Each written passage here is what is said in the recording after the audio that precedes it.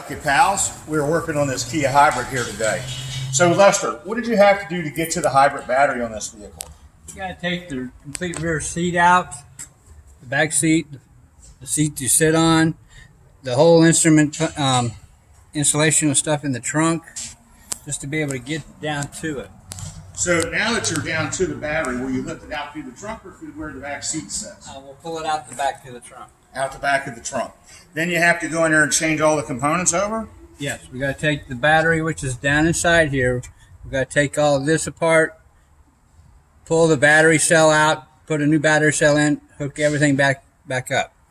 Okay, so now, they advertise all the time that it's very dangerous to work on these.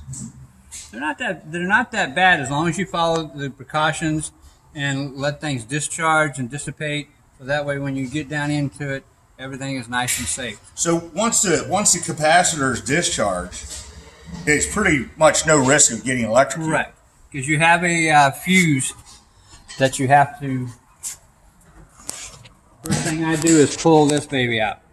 Right. It disconnects the battery to the car. Gotcha.